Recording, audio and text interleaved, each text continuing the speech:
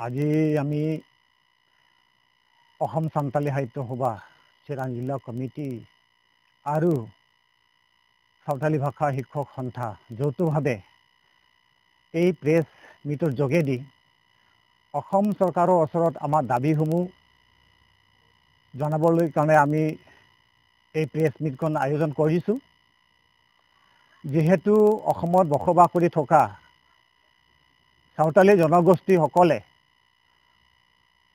সাঁওতালী জনগোষ্ঠীক ৰক্ষণাবেক্ষণ দিয়াৰ লগতে কলা সংস্কৃতি ভাষা জীয়াই ৰখাৰ ক্ষেত্ৰত সাঁওতালী সাহিত্য সভাৰ যথেষ্ট বৰঙণি আছে, অৱদান আছে। কিন্তু অতিকৈ দুখ আৰু পৰিতাপৰ বিষয়, যোৱা 2 বছৰৰ পৰা অসমৰ মাননীয় মুখ্যমন্ত্ৰী আৰু শিক্ষামন্ত্ৰী মহোদয়ে অসমত বসবাস কৰি থকা সাঁওতালী জনগোষ্ঠীসকলক ভাষাৰ ক্ষেত্ৰত জটিলতা আনিবৰ কাৰণে যি ৰাজনীতি কৰিলে, আমি ইয়াক কঠোৰ ভাষাৰে ধিক্কাৰ দিছোঁ, নিন্দা কৰিছোঁ, গৰিহণা দিছোঁ। কাৰণ সুদীৰ্ঘকাল অসমৰ সাঁওতালী সাহিত্য সভাই বিভিন্ন স্কুলত সাঁওতালী ভাষাৰে ৰোমান সাদৃশ্য লিপিৰে সাঁওতালী ল'ৰা ছোৱালীবিলাকক শিক্ষাৰ ব্যৱস্থা কৰি আহিছে। আৰু সেই ব্যৱস্থাৰ যোগেদি আজি অসমত সাঁওতালীসকলৰ এটা পৰিচয় অসমবাসী ৰাইজে দেখিবলৈ পাইছে।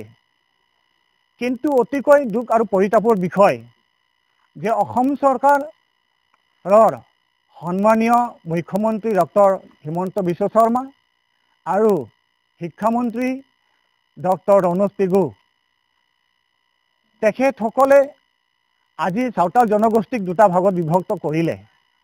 কাৰণ ইয়াত সুদীৰ্ঘ বছৰৰ পৰা ৰোমান সাদৃশ্য সাঁওতালী লিপিৰে ছাত্ৰ ছাত্ৰীসকলে পঢ়া শুনা কৰি পেলাই হাজাৰ হাজাৰ ল'ৰা ছোৱালীবিলাকে আজি অধ্যয়ন কৰি আছে।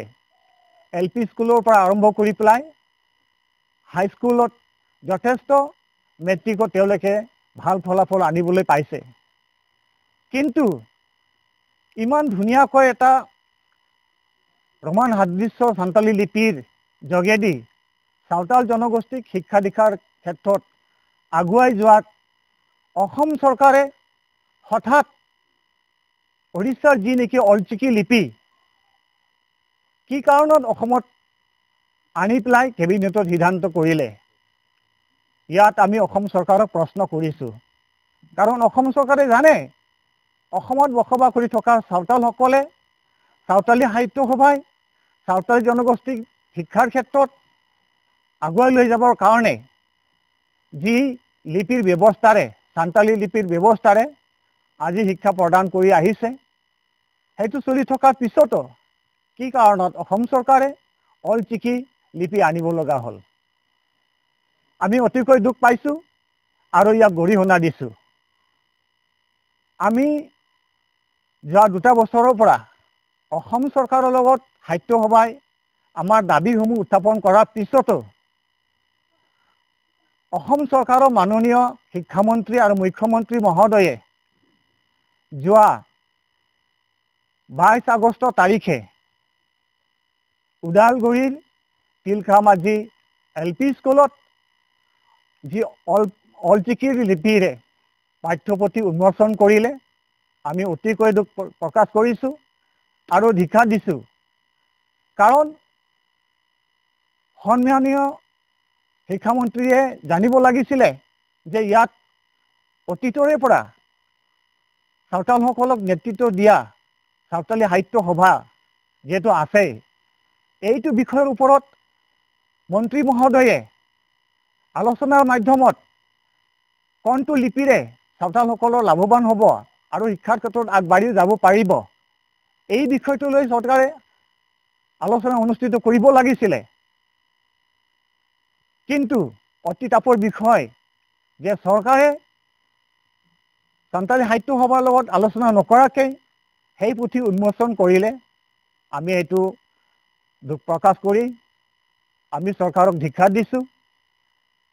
লগতে আমাৰ যি দাবী, ইয়াত 350 জন শিক্ষক শিক্ষয়িত্ৰীয়ে LP স্কুল, ME স্কুল আৰু হাইস্কুলসমূহত পাঠদান দি আহিছে আৰু আছেই।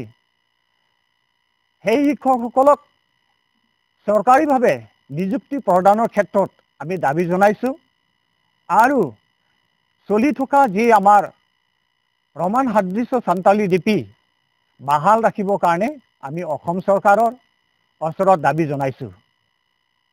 যদি চৰকাৰে আমালোকৰ দাবীসমূহ যদি অমান্য কৰে, আমালোকৰ দাবীসমূহ যদি নামানে, তেতিয়াহ'লে আমি নিশ্চয় এই আমাৰ সাঁওতাল জনগোষ্ঠীৰ সমস্যাসমূহ দূৰ কৰাৰ কাৰণে আইনৰ ওচৰত আশ্ৰয় ল'ব লগা হ'ব।